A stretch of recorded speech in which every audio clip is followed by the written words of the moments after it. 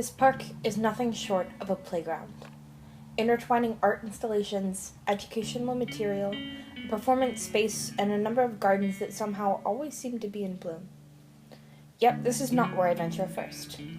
Despite the absolute wonder that runs rampant through this place, I am partial to a trail nestled into a corner of the park, lovingly built and infrequently visited. The Preserve Trail, half a mile in the free air. I am struck not by the natural beauty around me, but by what man has made of it. The trees along this trail are spectacularly graffitied, lending their bodies and limbs to artists that stretch as far back as the early 90s.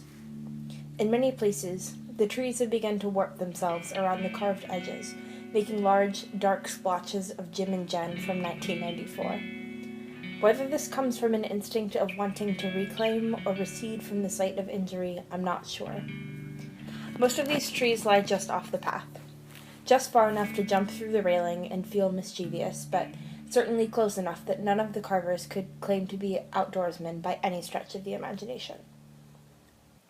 Most of the carvings follow largely the same pattern. Sets of initials, bound together by plus signs or X's, encircled in hearts, or time-stamped with a year. This is not to say there were no exceptions. A tree that was branded with the word outlaw, written by someone who had clearly never been and would likely never be an outlaw, comes to mind.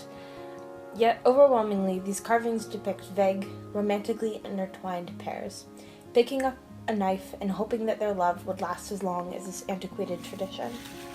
I thought about the lovers themselves. Who among them had made it, whatever that means?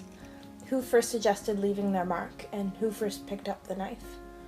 Who had a family? Who occasionally traveled back to the park to remember the beginning of their beautiful chaos? Who regrets having ever come to the park in the first place, and who had forgotten altogether, if not their love, then the physical memento it left behind? I see a familiar set of letters, AM, paired with an unfamiliar CL, and I wonder about the distant universe in which I am madly in love with someone whose name I do not even know. Part of what's charming about these carvings is their anonymity. It's easy to imagine giddy teenagers with pocket knives, taking to the woods, hiding their not-so-secret loves from their teasing environment, while still declaring that love in a public place. Yet the thought occurs to me that it is not only adolescents who have something to hide about their love.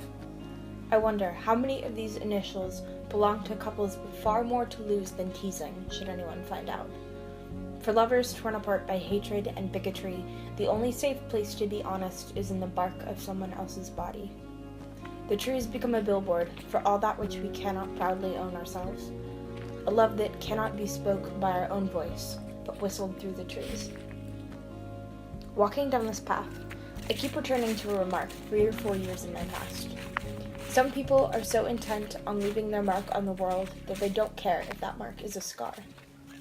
It's still up for debate as to whether or not carving into trees is harmful to them, but there's certainly something violent and old world in brandishing a knife to declare one's love. There is, too, a violence in that love. That's something that has so much potential for harm. When we take to the tree bark, we are giddy with love, reckless with our hearts, and roughly claiming that which was never ours to begin with. We carve ourselves into that which will stand long after we are gone, even if it means lessening both lives that way. This, I think, is the root of the impulse towards natural graffiti. We seek something more permanent than ourselves. For so many of the pairs of past lovers, the most permanent thing about their relationship is this mark that they've put into a tree. We seek some physical proof that we were here, that we were in love, damn it. We want to make permanent that which is inherently temporary, and we do that in the only way we know how. We want to last, to have a lasting impact on the world around us, and in this, I suppose, we succeed. We want love to be more than what it is. We want it to be permanent. As far as the tree knows, Jim and Jen are still madly in love, just like they were in 1994, just like we said we would be forever. But we are not trees. We know that it is impossible. And this is what we take instead.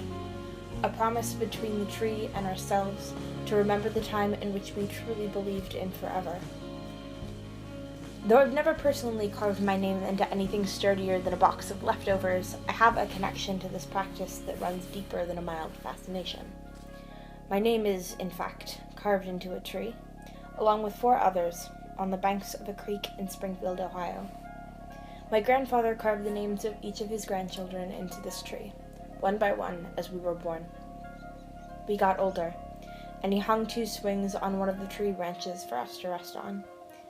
My brother's name was famously left unfinished for years, and so the tree proclaimed of my brother Andre instead of Andrew. And when our family grew faster than the tree, Catherine got placed out of order at the top, just in time to let both of our fathers go. This tree has been a part of my family longer than I have, and it's easily one of the things I am most afraid to lose when my aunt and mother talk in hushed tones about moving my grandfather somewhere south.